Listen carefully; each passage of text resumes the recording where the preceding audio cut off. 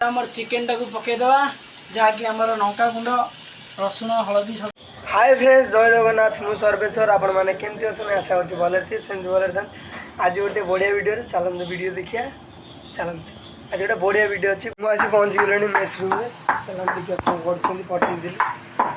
घाटे पड़ जीवन किसी पढ़ापढ़ी हेनी गोटे सेकेंड 2 सेकेंड वेटे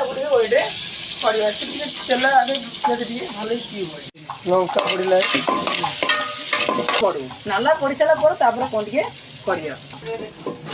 गरम मसला भी छेची कर सारे पिज पड़गला ना इे पिज पड़गला गोला आमर ए अदा रसुण पेस्ट पकाला हल्का पानी देवा आन हल्का तेल पड़ो ये हल्दी पाउडर तेल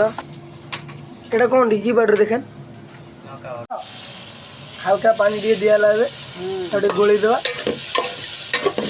पानी मसला आमर केते प्रकार मसला कि पड़ो प्रथम आम लंका गुंड टाक प्रथम पकईवा अधिक नुहे लंका गुंड पर चिकेन गुंड टे मारदे सरीगला चिकेन पाउडर लंका पाउडर पड़े तापर आउ की पाउडर पड़ो जदि हल्दी गुंड हल्दी हल्दी हल्दी हल्दी पाउडर पड़े पकईवा अल्प अच्छी खोली दौन पैकेट फिर बाकी चिकेन पाउडर पड़े जीरा जीरा पाउडर ये जीरा पाउडर भल मसाला जीरा पाउडर गोटे गोली गोली दे काश्मीर चिल्ली एटा एटा पकाओ एटा पकाओ एटा पकाओ रेड आसो भल आसो से काश्मीर चिल्ली टे पकातु अधिक टे पका अधिक सरीला मसला सब सरीगला ना फेंटी देवा फेंटी पानी टी दे चिकेन दबा गोला चलती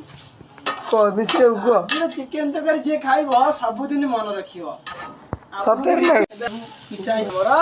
गोला चिकेन तकारी हम तापर आम आलू जो भाजिक रखीचु पकईदेवा आलूटा पकईदे ददर आईगला पड़ी जाए कहना ददर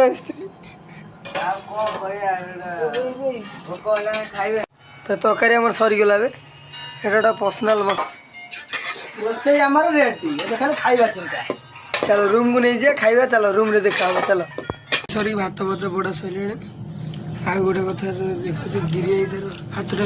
गिरी पखाड़ा देख गिरी कौन पेट टे गरम अच्छी तो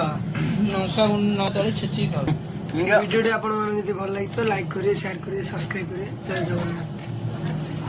जगन्नाथ।